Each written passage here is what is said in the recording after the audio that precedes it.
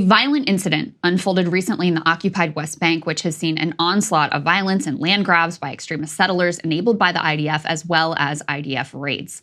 2 Palestinians rammed into Israeli border police. Those police then fired on the assailants, and in the chaos, a stray bullet fired by the Israelis killed a 3-year-old Bedouin Palestinian child.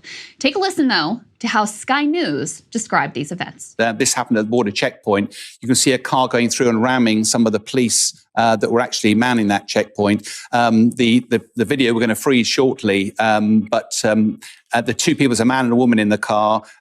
Subsequently, they were killed by the police, but it looks like accidentally a stray bullet found its way into the van ahead, and that killed a 3 or 4-year-old young lady. So tragic events in the West Bank. That's right. A 3-year-old was described as a, quote, young lady.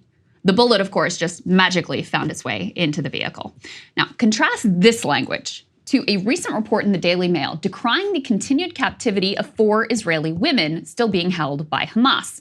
Their headline reads, "The faces of the girls still being held by Hamas as their families make a desperate plea for their release 3 months after they were captured." The article features deeply emotional interviews with the families of these women who I am sure are absolutely tormented. But these are not, in fact, girls. They are adult women, old enough to serve in the IDF, which all 4 of them do. A fact that was conveniently left out of that entire Daily Mail piece. So you're left with the specter of a literal toddler being called a young lady, while adult women soldiers are called girls. And while these soldiers, combatants in an ongoing war, are portrayed in the fullness of their humanity with their hopes, their wishes, the terror of their families all showcased, we will never know anything more than the most basic of details about the 3-year-old. What was her favorite toy? Does she have a big brother who misses her? Will her parents ever be able to get over the loss of their darling girl?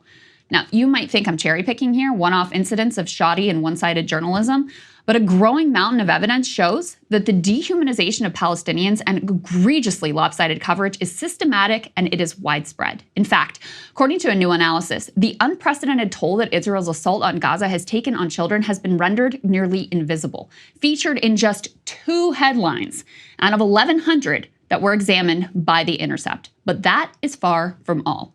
Wild imbalances are happening at CNN, where we now know they willingly operate under the IDF censorship regime, but also at prestige papers like the Washington Post, which positions itself as a beacon of journalistic courage and integrity, at right-wing outlets like Fox News, and also at liberal ones like MSNBC.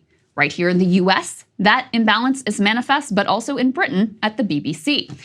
Even for someone as jaded and skeptical of mainstream coverage as I certainly am, the insanely imbalanced nature of these numbers is still shocking.